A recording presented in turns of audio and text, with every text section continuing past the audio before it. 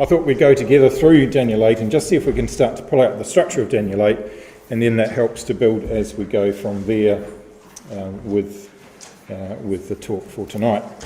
Now, our heading is The Rise of Empires, the Bible Told You So, and if you've been to the last couple in this series, essentially the point of this is not just that the Bible's amazing at telling you historical events, but this is God telling us that He is in control. So let's always keep that in mind as we go through tonight. It's very easy for us to look at Bible prophecy, to look at the events unfolding and to say, yep, great, that's history, isn't it interesting?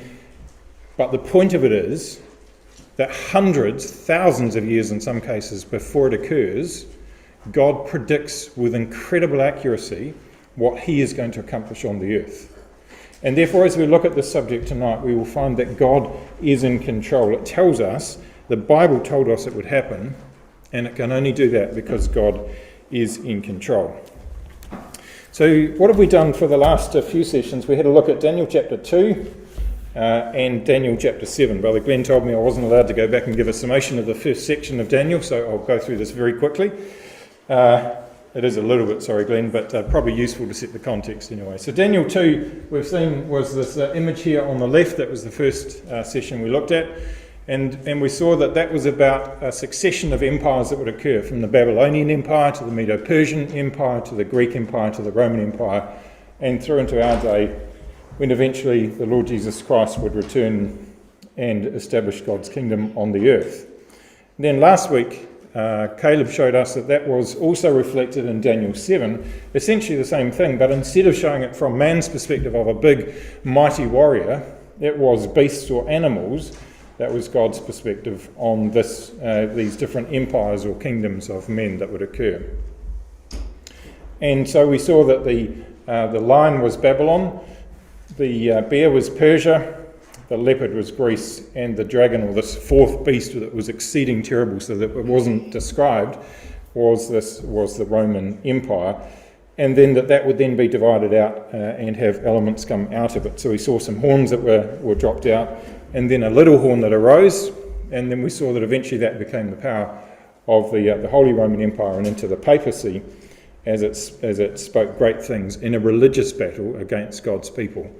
And by this stage, the nation of Israel, having been cast out of their land, that the war was against not just the Jews, but against God's people, the believers who believed in God as well.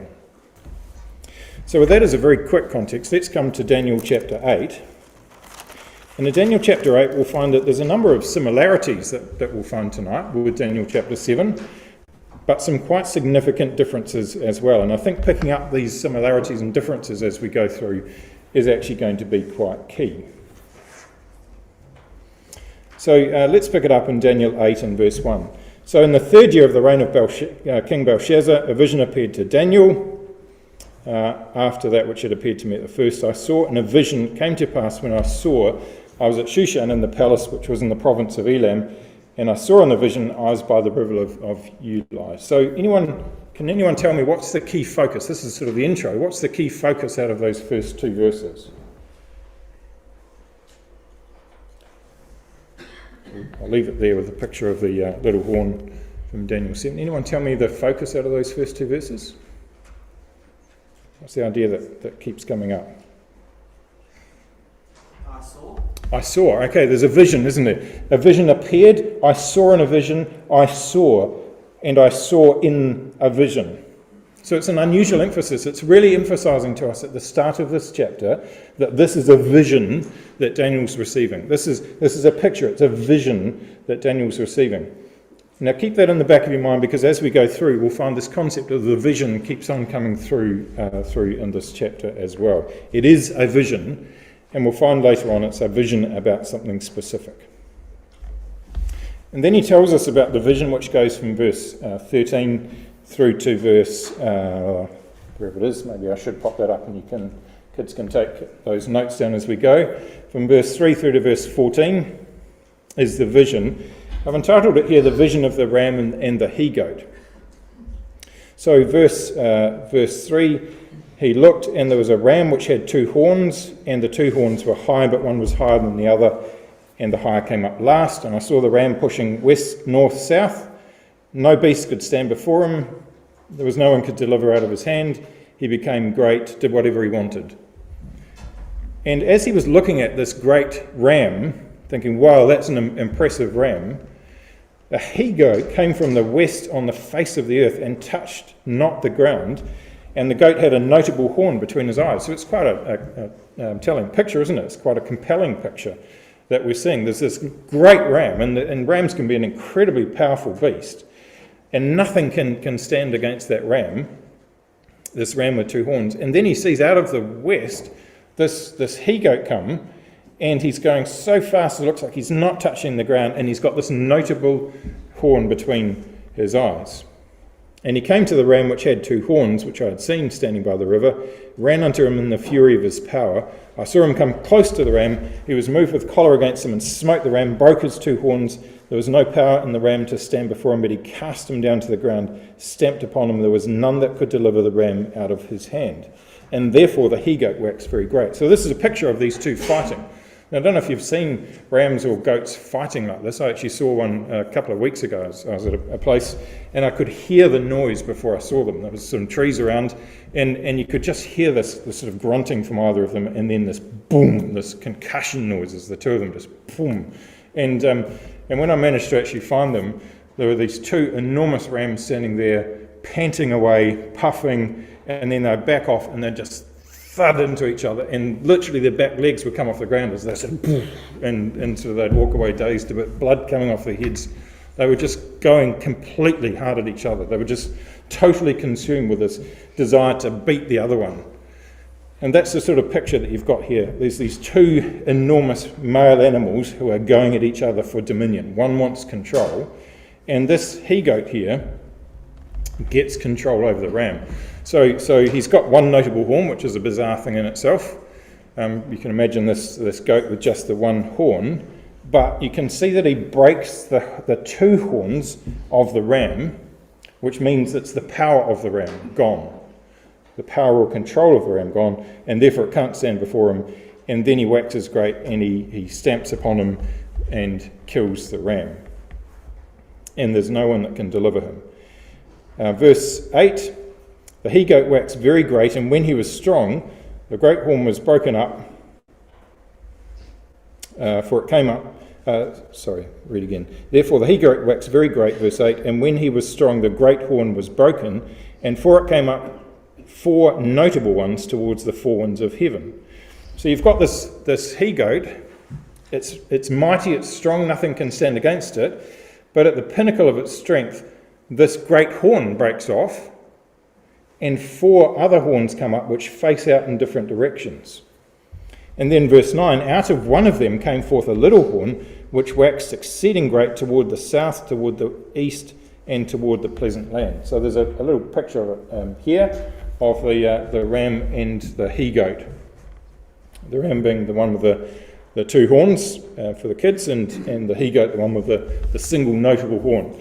And so the picture tells us that single notable horn was broken off, four horns came up, and then out of one of the horns, so it's quite specific, remember that as well, out of one of the horns, another little horn came up, but that then waxed exceeding great towards the south, toward the east, towards the pleasant land. Waxed great even to the host of heaven, and it cast down some of the host of the stars to the ground, and stamped upon them. Yea, he magnified himself to the prince of the host, and by him the daily sacrifice was taken away, and the place of his sanctuary was cast down. And an host was given him against the daily sacrifice by reason of transgression, and it cast down the truth to the ground. It practiced and prospered. And so that's the picture we've got of this he-goat that has become exceedingly strong. The big horn is broken off, four come up in its place, and then out of that one horn comes up. And that one horn then waxes great, and it waxes great towards what's called the pleasant land, against the host of heaven, cast down some of that host, and magnified himself to the prince of the host, and took away a daily sacrifice, and the place of the sanctuary was cast down. And the host was given against the daily sacrifice by reason of transgression. So already we're starting to get a few facts that might be starting to just gel in your mind in terms of what that could be. That this little horn now waxes exceeding great, and it's casting down a host. it's casting out the sanctuary, it's taking away sacrifice because of transgression. Then verse 13, I heard one saint speaking, and another saint said unto that certain saint which spake, how long shall be the vision concerning the daily sacrifice and the transgression of desolation, to give both the sanctuary and the host to be trodden under foot? So in his vision, he's seen all this in vision, and then he hears a voice from someone who's also been watching it, from one saint who's asking another saint, how long is this vision going to occur for? How long is the impact of this vision going to occur for? And he says, verse 14, unto 2,300 days, and then shall the sanctuary be cleansed. So that's the vision given to us. So if we come back to the structure of the book, context of the vision, then the vision through to verse 14 is given to us. And then in verse 15 through to verse 19, we find this surprising addition, which is verse 15. It came to pass when I, Daniel, had seen the vision and sought for the meaning, there stood before me as the appearance of a man. So someone stood before Daniel, looked like a man. So this is after the vision, looks like a man. And I heard a man's voice between the banks of Ulai, which called and said, Gabriel, make this man, this Daniel, to understand the vision. So who's the man that's standing in front of him? Looks like a man. Who is it? Gabriel. Okay, and we know from elsewhere that Gabriel is one of God's angels, one of the archangels, a chief angel. So this is now one of God's angels standing before Daniel and saying, and he is told to make Daniel understand the vision. So he came near to where Daniel stood, and you can imagine when he does, Daniel's afraid, fell on his face, but Gabriel lifts him up. He says, understand, O son of man, at the time of the end shall be the vision. Now, as he was speaking with me, I was in a deep sleep on my face towards the ground, but he touched me and set me upright. So Gabriel, this section from verse 15 through to verse 19, is this interaction between Daniel and Gabriel. And Gabriel says, behold, I'll make thee know what shall be in the last end of the indignation, for at the time appointed the end shall be. And then, for most of the rest of the chapter, is Gabriel's explanation to Daniel about what the vision meant. So the vision's given verse 13 to 14. Daniel's trying to understand the vision. Gabriel appears to him, verse 15 to verse 19. And then from verse 20 through to verse 26 is Gabriel's explanation of that vision.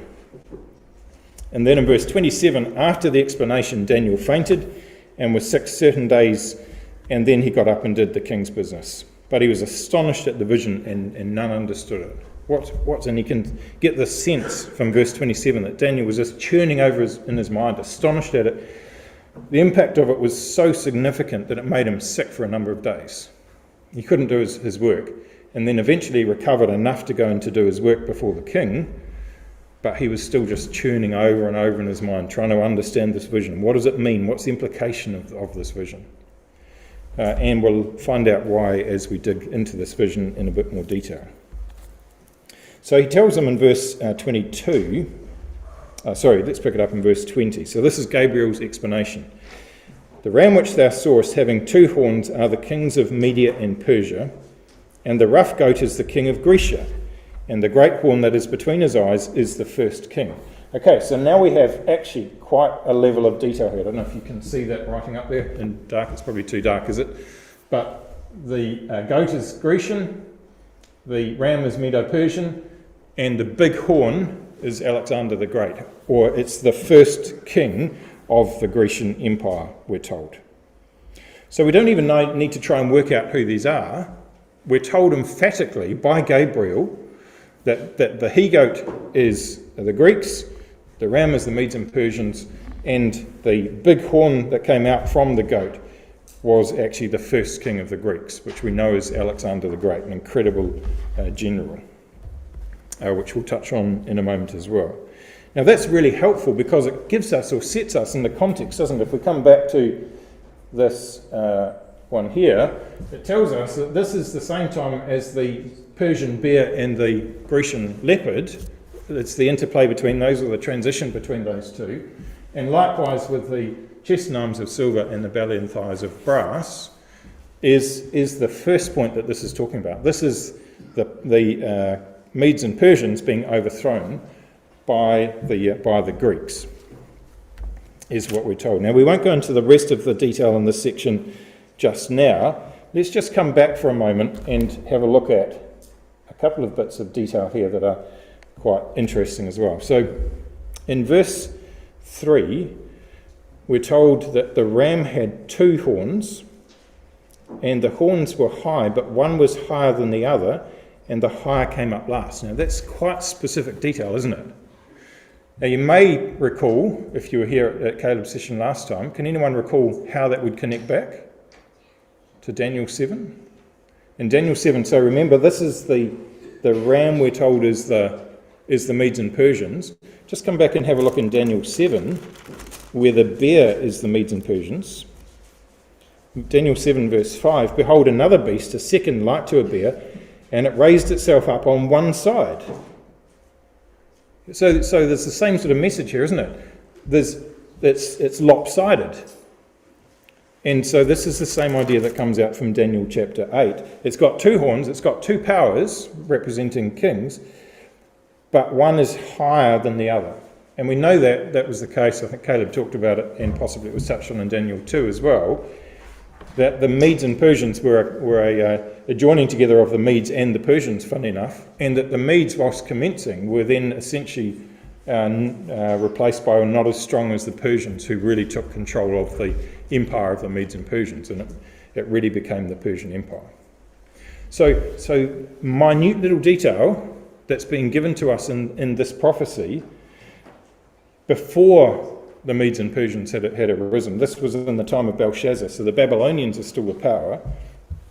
That was a prediction that when the Medes and Persians came to power, the Medes would be strong but then be overtaken by the Persians as the strength of their kingdom. And that's just a little example of the amount of incredible detail that we'll find in this prophecy as we go through. And the point being, again, it's telling us that God's the one in control here. He's not just looking into the future and being able to see what will happen. He's the one who's actually bringing it to pass. That's why he can predict the future.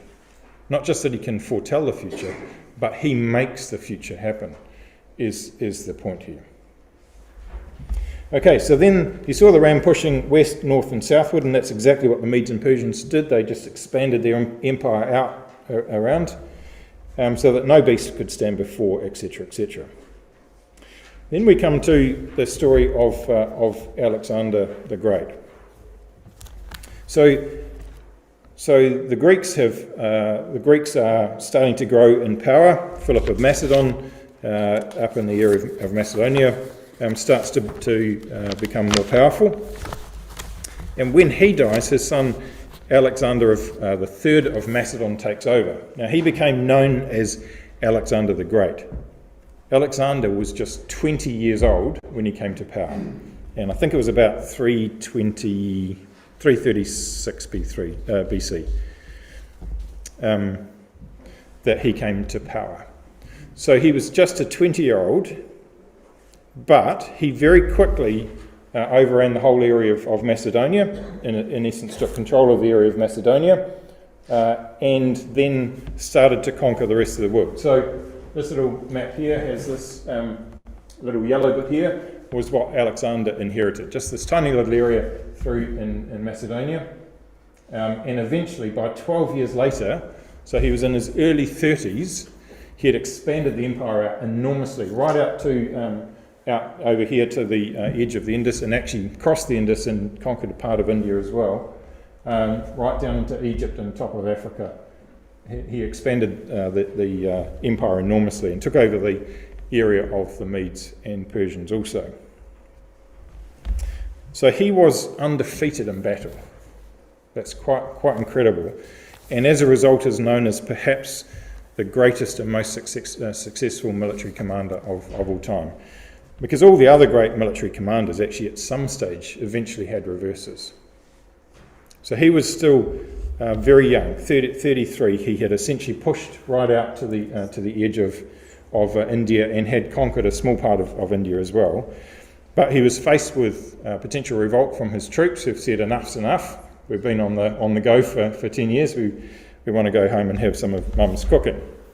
And so he eventually agreed and headed back. And we're told that he really struggled with the fact that he didn't have any more lands to conquer. He was devastated by the fact that he had no more lands to conquer. He'd pushed out essentially as far as he could. Now he died. There's various sort of suggestions as to how he died, but I think all of them seem to agree that it was because he in essence came to a point where he was just too focused on the fact that he had no more areas he could conquer, that he threw himself into a fairly debauched life, and he died unexpectedly without having accomplished all that he intended to do.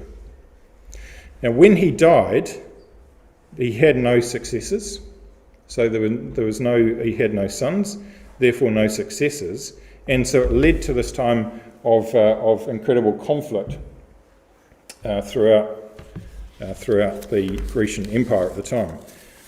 Now there was a group of people who were known as the Diadochi. You might have heard of the Diadochis. So the Diadochis were essentially those people who were the generals and his family and friends who, after he died, became rivals and who would control the empire after his death in 323 BC. And there were, out of all those sort of Diadochis who were rivals who were trying to take over control of the empire, there were 4 who emerged with real power. So there was Ptolemy, Antigonus, Cassander, and Seleucus, who then went through with all the wars and fighting amongst each other, and essentially settled down in the end to their 4 different empires. So here's the great empire of the Grecians under Alexander the Great, and it's now been divided up into these different areas here. You may not be able to see it so well, but down here, Egypt is the Ptolemies. You've got the Seleucids out to your right here, and then Thrace and Macedonia and Greece up in here. What's astonishing about that is that that is a perfect fulfillment of the one notable horn being broken, and in its place 4 horns coming up. So again, incredible, minute detail that's being told us about what would happen to this empire of the Greeks, and the fact that Alexander would die. When he was in the middle of his power, in the greatest extent of his power, then he would die, and in his place these 4 kingdoms would emerge in his place. So then what would we be looking for after that, based on this prophecy? What's that, Anjabula? We'd be looking for, out of one of the horns, another little horn to emerge. Yeah. So interestingly, and this is, so Daniel 8 is a summation of what happens from a Grecian perspective. Daniel 8 is then picked up and expanded in Daniel 11. Now we're not going to look at Daniel 11 tonight, you'll be pleased to know, Glenn, otherwise it would be a very late night. But there is a lot of language that's very similar between Daniel 11 and Daniel 8. But what Daniel 11 does is it hones in on from these 4 empires that emerged, or 4 kingdoms that emerged, 2 of them were not to say irrelevant, but in essence there became a major conflict between 2 groups, being the Ptolemies, who were ruling in Egypt, one of them more well known being Cleopatra was a Ptolemy, and the Seleucids, who were up in that sort of Syrian area as well. And so there was this battle between the Seleucids and the Ptolemies.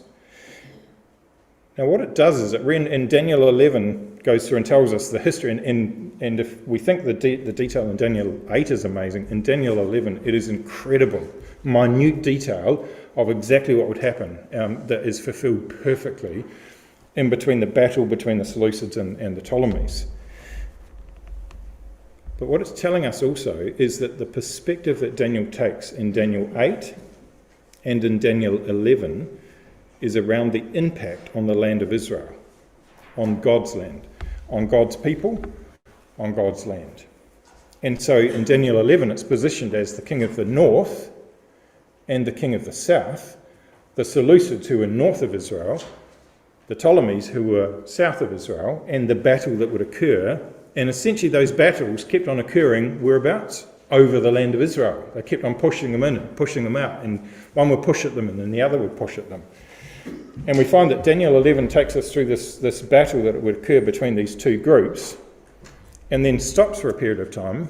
And then Daniel 11, as we know, picks up again in the future with Gog, with Russia as the king of the north, who would come down and push against the king of the south, Egypt, and then go back up into Jerusalem when tidings came that would cause him to go back up in fury as well. And so what Daniel 11 is showing us, that this battle that's occurring, this issue that's occurring here, is one that would essentially die down for a while, but would be manifest later on at the time of the coming of the Lord Jesus Christ.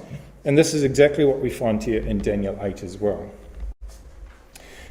But what Daniel 8 is doing, rather than showing the conflict between those two, is to show that one of those would become one of those empires, being the Seleucids. From out of them would have another horn arise that would eventually have power over the land of Israel and cause certain events to occur upon the land of Israel. That's essentially the message of Daniel 8. So Daniel 8's focus is upon the land of Israel, and there's another focus as well that we'll come to in a little moment as well. But keep that in your mind. What Daniel 8 is saying is there's this battle between these two empires is all leading towards a power that would come out of one of the four horns that would have an impact upon the people of Israel and upon the land of Israel. Now, one of the Seleucids was a man named Antiochus IV Epiphanes, who reigned over the Seleucid Empire from 175 BC until his death in 164 BC. He was originally known as Mithridates. You may have heard of the chap Mithridates, who became Antiochus Epiphanes. Now, we won't go through the detail of it, but essentially Antiochus had control over the land of Israel, controlled the land of Israel, and then he ended up in excessive tension with the Jewish people. And he got to the point where he was so sick of the Jewish people and their rebellions against him that he decided he would show them who was boss. And so he moved in, put his troops into the temple, and offered a pig on the altar in the temple. So completely desecrated the temple and the altar, and required or forced Jewish people to worship his gods. So you can imagine, from a Jewish perspective, being forced to do this sort of thing was just incredibly, one thing they couldn't accept it, and there was just an incredible hatred that arose, which actually led to the Jewish revolt under the Maccabees. So you may have heard of the Maccabees, that essentially, whilst it had been bubbling away before, it were brought to a head by the actions of Antiochus Epiphanes, and the Maccabean revolt occurred. And what was interesting was that the Maccabees ended up taking control of much of the land of Israel. They took back Jerusalem and took over control of much of the land of Israel. And so this led for a while to essentially the Jews having a form of independence. Not long after that, I think it was 163 BC, you find that here's, actually I'll just show you this map here.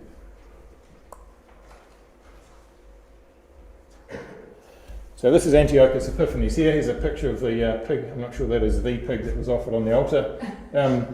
But here's his empire out here, and you can see the Seleucid Empire and the Ptolemies down to the bottom. But can you see, if you can read it, what's interesting about that map? Can you see just in here, and for those of you online, you won't be able to see it, that I'm pointing to. I'm pointing to the light red there. That's the Romans who are starting to rise. So the Roman Empire has been starting to grow, push out of Italy and Rome, and they're starting to push out their borders now and to take on some of the Seleucid Empire as well. And about this time, the Maccabees actually ended up having a treaty with Rome that basically, it was very similar to the NATO treaty. Actually, it said if you're attacked, we'll fight for you, and we promise we won't work with any of your enemies. So that created this relationship between the Maccabees and the Romans. And what we find is over time, that led to the Romans being invited in to assist the Jews in their battles, and the Romans were quite happy to come and give a hand. Their troops arrived in Israel, in Judah, and never left. And what happened over that time, eventually, so the growth of the Roman Empire eventually took over the Seleucid Empire, and it was about 63 BC that the Romans eventually overthrew the Seleucid Empire and took over the Seleucid Empire. So what we see in terms of the history that's occurring is that the Roman Empire becomes this little horn that arises out of the Seleucid horn of the four horns. So you've got the Medo-Persian Empire. It gets overthrown by the Grecian Empire, particularly under Alexander the Great. When he dies, the empire splits into four, major ones being the Seleucids and the Ptolemies. Out of the Seleucid Empire, the Romans start to grow, and particularly the Romans with their influence over the nation or the land of Israel. And so again, we find this incredible way in which Scripture is fulfilled here by the events that have occurred, shown by history. Now, I want to just pause for a moment then and say, well, that's interesting, but this starts to get confusing, doesn't it? Because up until now, it's nice and neat. You've got the Medes and Persians, which were like the chest and arms of silver, or the bear. You've got the Grecians, who were like the belly and thighs of brass, or the leopard. But now, under Daniel 8, you've got the Roman power emerging out of what? Well, it's no longer the fourth beast of Daniel 7. It's actually a horn associated with the Greek, with the he-goat of the Greeks. So it raises a question then: is Daniel 8 different to Daniel 7? And if so, what are the differences? Well, the first thing we note is that both beasts have a little horn that arises. The fourth beast of Daniel 7 has a little horn that arises. And likewise in Daniel 8 here, we saw that out of one of the horns, a little horn arose. But but in this chapter, there are only two empires that are clashing. It's the Medes and Persians and the Greeks. That the little horn arises from the Grecian beast, not the Roman beast, or not the fourth beast of Daniel 7. And particularly that each of those little horns have very different characteristics. So what were the characteristics of the little horn in Daniel 7? It had eyes and a mouth that was speaking great things.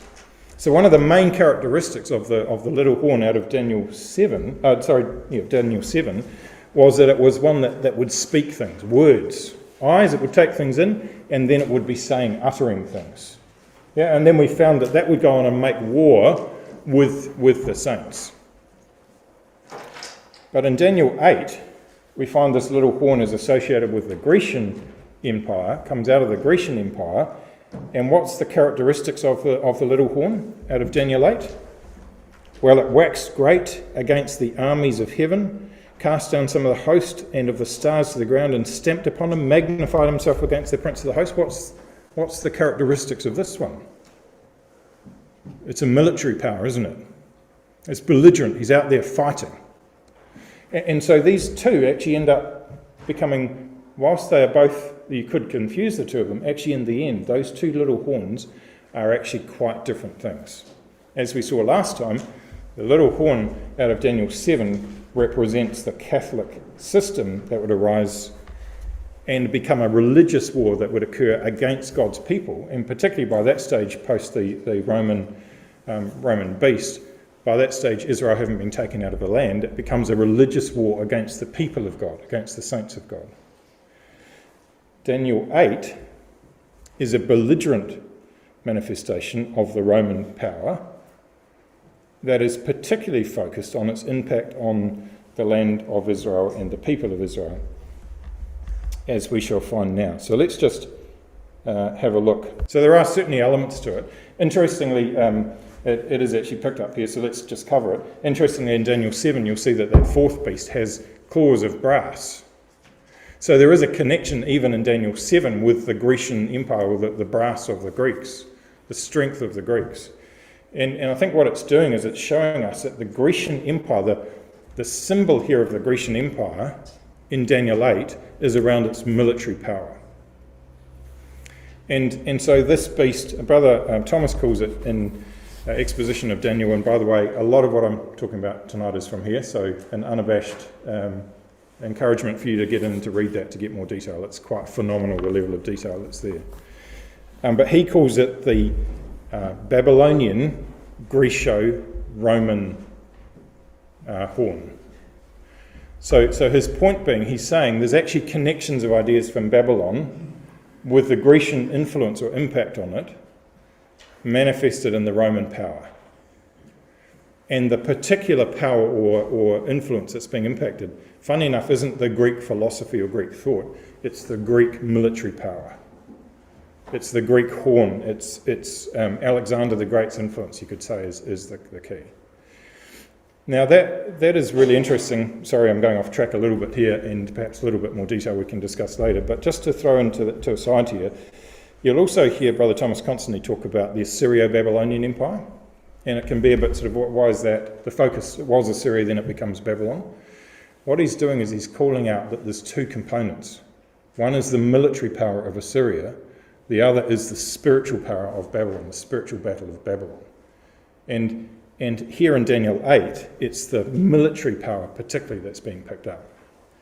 And that makes sense because when it's expanded into Daniel 11 and becomes the king of the north, king of the south, the king of the north is who? Russia, Gog. It's the military power that is destroyed at Armageddon. And then you get the religious battle that occurs post-Armageddon of 40 years where Europe is destroyed and the Catholic system brought to its knees. And so there's that religious versus spiritual battle, or military versus religious battle that occurs, and both elements of these being involved in the kingdoms of men. Yeah, so the Hellenization of the world, the Greek thinking that occurred, was then picked up on the Roman side. Now the level, again, there's layers in here which are just quite phenomenal and really quite powerful. So setting all of that as the scene, can we just come to a surprising focus on this vision? So we talked about in verse 1 and 2 the fact that the emphasis on the vision, and then it comes up verse 13, how long the vision, verse 15, Daniel had seen the vision, verse 16, the vision, verse 17, the vision. Have a look in verse 26. So this is Gabriel finishing off his summation or his explanation to Daniel, and he says, "The vision of the evening and morning which was told is true. Wherefore shut up the vision, for it shall be for many days." What's he just said? He's just called this vision the vision of the evening morning. Why has he done that? This is the vision of the he-goat and the ram, isn't it? Isn't it about what would happen to the Medes and Persians and Greeks and how that would flow into the Seleucids and down into Rome? No, from God's perspective, from Gabriel's perspective, this is a vision that is about the evening and the morning. What does that mean? Verse 13, we get a bit more. Verse 13, how long shall be the vision concerning the daily and the transgression? You'll see sacrifice there is in italics, so it's not in the original. Concerning the daily and the transgression of desolation. Verse 12, and host was given him against the daily by reason of transgression. So this vision of the evening morning is what? Well, the evening morning here is a phrase that's used elsewhere in Scripture to define the continual burnt offering.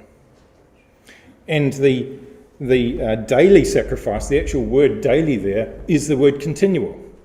It's the word that's used of the continual burnt offering.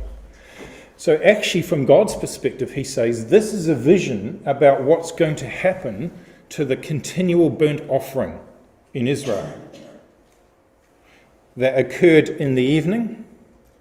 One was put on the burnt off altar on the evening, and then another one would occur and was put on the altar, another sacrificial burnt offering was put on the altar in the morning, so that it would continually be in place. So actually, all of a sudden, this vision changes from a nice sense of what would happen across the empires to God telling us this is a vision about what would happen to the Mosaic era in Israel. The evening morning sacrifice, the continual burnt offering, represents the Mosaic constitution, as it were, the nation of Israel existing under the law of Moses in the land. And actually we find that this whole vision is about Daniel being told that the Mosaic era, the Mosaic constitution, Israel living under the law of Moses, would be taken away. And he's told, why would that occur? Verse 11. Well, this little horn's magnified himself against the prince of the host. Sorry, verse 10. It waxed great. Previous verse 9. It waxed towards the pleasant land. That's the land of Israel. It waxed great even to the host of heaven. That's the armies of heaven. And we haven't got time to go through now, but is essentially representing Israel as God's people, as God's army. So it's waxing against the army of Israel. It's cast some of Israel's army down to the ground, and the stars some of Israel's rulers down to the ground, and stamped upon them. He magnified himself to the prince of the host against the Lord Jesus Christ, because that's what the Romans did. They crucified Christ. And by him, the continual burnt offering was taken away, and the place of his sanctuary was cast down. Okay, now this is an incredible prophecy about the overthrow of the Jewish system under the Romans. So it's not just about a flow of empires. This is about God saying, this is the impact on my people and what's going to happen to my people. Now see why that occurs. Verse 12. And host was given him against the daily sacrifice by reason of transgression. So Daniel's being told that the overthrow of the Mosaic system in Israel and their subjugation under what was to be this Roman system would occur because of the transgressions of his people. Now you think about Daniel. He's in captivity because of transgression in Israel. And he's told it's all right, you're going to come back. He knows the prophecies, Jeremiah, 70 years, you're going to come back to the land. Now he knows it's going to happen all over again. There's going to be more transgression. And in fact, something's going to happen to the Prince of the host, to the Lord Jesus Christ. And then they're going to be cast out of their land again. And so we find that this is actually a prophecy that becomes very, very emotional for Daniel. It's a prophecy that becomes, and that's what we see in verse 27. I, Daniel, fainted and was sick certain days. He looks at it, he just, I can't believe that this is going to happen again. And then he eventually got up to do his work, but he was just astonished at the vision. It's going round and round and round inside his head. So what's his response to that? Well, interestingly, Daniel 9 occurs some 15 years after Daniel 8 from the time frames that were given. In verse 2 of Daniel 9, he understood by books the number of the years that God had prophesied through Jeremiah that it would be 70 years. And he says, 68 years, 2 more years, and we'll be able to go back to the land. So he starts to give supplication to God, to pray to God by prayer and supplication with fasting and sackcloth and ashes, and gives one of the most incredible prayers of intercession on behalf of his people that occurs in Scripture. You know this prayer beautifully, but he acknowledges his own sin. He acknowledges the sin of the people of Israel, but encapsulates himself in that sin, and he pleads on God, on the strength of God's character, that he will restore his people. And I believe that this is in response not just to his understanding of the 70 years, but 15 years later is his response to the vision of Daniel chapter 8. And do you know why I can say that? If you've read ahead on my slides, you'll have a wee look. Have a look here in verse 21. What's God's response? While I was speaking, while I was praying, someone appeared to me, even the man Gabriel, verse 21, whom I had seen in the vision at the beginning. What vision is that? Well, there is no vision in Daniel 9. This isn't, it's a vision from somewhere else. Which vision is it? Well, it's the vision of Daniel 8. Gabriel comes to him, which connects Daniel 9 to the vision of Daniel 8. Whom I had seen in the vision at the beginning, being caused to fly swiftly, touched me about the time of the evening oblation. Perfect timing, isn't it? This is the vision of the evening and morning in Daniel 8. And here he is pleading, Daniel's pleading, and as it leads up to the evening oblation, Gabriel appears to talk to him about the broader impact of that vision of the evening oblation. Verse 22, O Daniel, I am come forth to give thee skill and understanding. At the beginning of thy supplications the command came forth, I am come to show thee, for thou art greatly beloved, therefore understand the matter and consider the vision. And then he gives the 70 weeks prophecy, which fills out the bit between. So it's between when they go back and when Messiah occurs, will be this time period, and then he'll be cut off, and then the people will be cast out, and then they'll be restored again. So Daniel 9 is actually an extension of Daniel 8, and Daniel 11 is an extension of Daniel 8 in its detail as well. I haven't got time to go through that in any more detail, but happy to talk about that afterwards. I haven't also got time to go back to Deuteronomy 28, but you'll find that a lot of language in Deuteronomy 28 is picked up in Daniel 9 and picked up in Daniel chapter 8. And I think what it's telling us is Deuteronomy 28 was the original prophecy that was given of Israel's demise. That they would have these cursings that would occur, and actually some quite phenomenal chronological prophecies that would show about the coming of the Romans. The nation would come upon them as swift as the eagle flieth, whose language they would not understand, a nation of fierce countenance. Well, you have a look at Daniel 8 verse 23.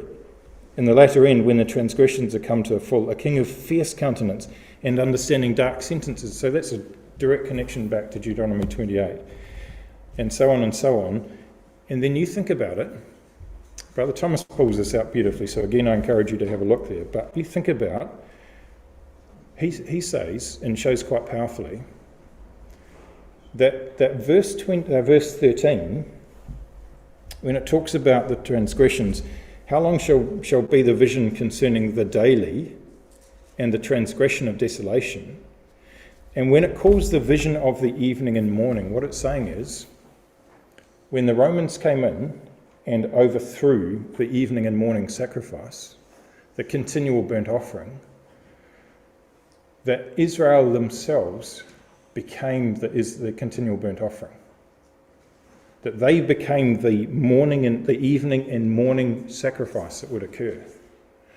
And for a period of 2,300 days, as it says here, this evening morning sacrifice, it's not the time period doesn't link to that, but this time period of Israel taking on the continual burnt offering, of being the evening and morning sacrifice, would occur for a period of time until eventually they were restored. And again, that ties into Deuteronomy 28. Your life will hang in doubt before you. In the morning you'll say, would God it were night. In the evening you'll say, would God it were morning. There's this sense of just this continual evening and morning sacrifice that Israel themselves would become. It's horrific, it's terrifying, but it shows the power of what God was doing here in Daniel 8 as well. And so it's no wonder, is it, that Daniel was sick certain days and afterward was astonished. So what's the point of all of this then? Well, it tells us that God is in complete control. It tells us that he has set up the kingdoms of men. Empire after empire has been set up by him, extended by him, and removed by him. But underlying it all is not actually God's focus on the kingdom of men, but on its impact on his people and how they interact with him. He uses the kingdom of men to develop, to protect, or to judge his people as he requires and according to their response to them. But in the end, his ways are perfect, his character is perfect, and he will accomplish his purpose with this nation and draw them back again. And so you see in the end of verse 25, he shall stand up. This is this little Roman horn would stand up against the Prince of Princes. And in its entirety, this is when the Northern Confederacy, this military power extended through of the Roman influence into Russia and to Gog. This military power comes down to stand against the Prince of Princes, with us, God willing, as princes at his feet. And at that time, that little horn will be broken without hand, and God's kingdom established upon the earth.